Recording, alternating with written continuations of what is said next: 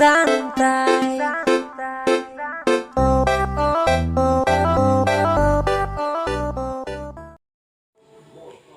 Baiklah teman-teman, di sini kita membahas tentang asuhan keperawatan pada klien dengan diabetes mellitus. Yang pertama adalah definisi diabetes mellitus. Diabetes mellitus adalah gangguan metabolisme yang secara genetis dan klinis termasuk heterogen dengan manifestasi berupa hilangnya toleransi karbohidrat. Kemudian yang kedua adalah etiologi diabetes mellitus. Diabetes tipe 1 ada 3 bagian, yaitu faktor genetik, kedua faktor-faktor imunologi, yang ketiga faktor lingkungan. Kemudian diabetes tipe 2, mekanisme yang tepat yang disebabkan resistensi insulin dengan gangguan sekresi insulin pada diabetes tipe 2 masih belum diketahui. Faktor genetik memegang peranan dalam proses terjadinya resistensi insulin. Faktor-faktor resiko bagian A, usia atau resistensi insulin cenderung meningkat pada usia di atas 65 tahun. Kemudian bagian B, obesitas. Bagian C, riwayat keluarga. Kemudian yang ketiga, patofisiologi diabetes mellitus. Patofisiologi diabetes tipe 1 pada diabetes tipe 1 terdapat ketidakmampuan untuk menghasilkan insulin karena sel-sel beta pankreas telah dihancurkan oleh autoimun.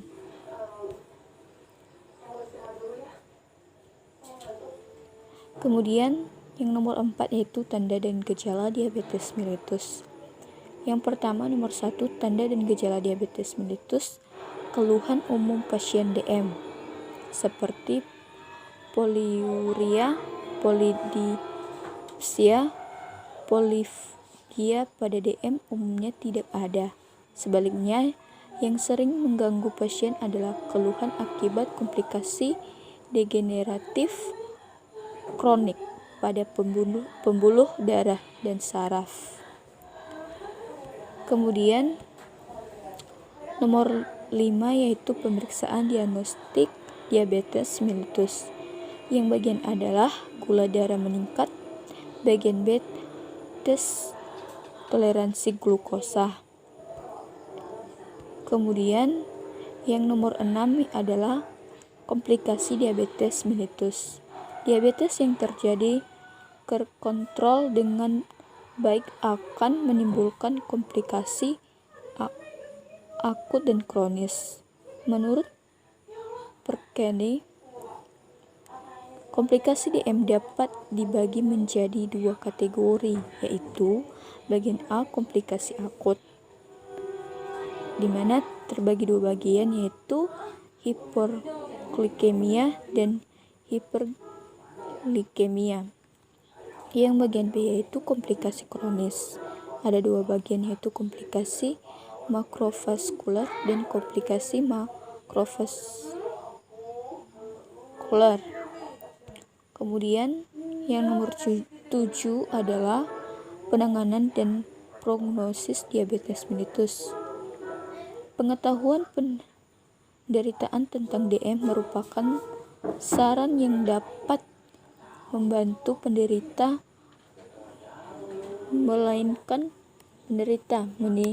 menjalankan penanganan diabetes selama hidupnya, sehingga semakin banyak dan semakin baik penderita mengerti tentang penyakitnya, makin mengerti bagaimana harus mengubah perilakunya. Kemudian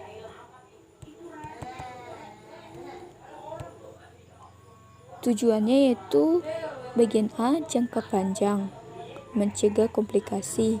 Bagian B, jangka pendek, menghilangkan keluhan atau gejala. DM mana terlaksana DM, penanganan penanganannya yaitu bagian A diet dan bagian B latihan.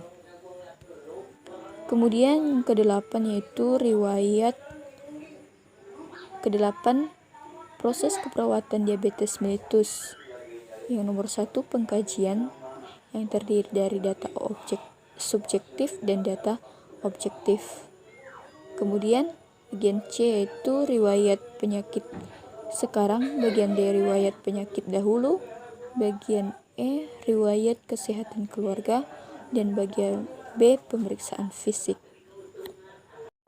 Baiklah, demikian pembahasan kita. Atas perhatiannya saya ucapkan terima kasih.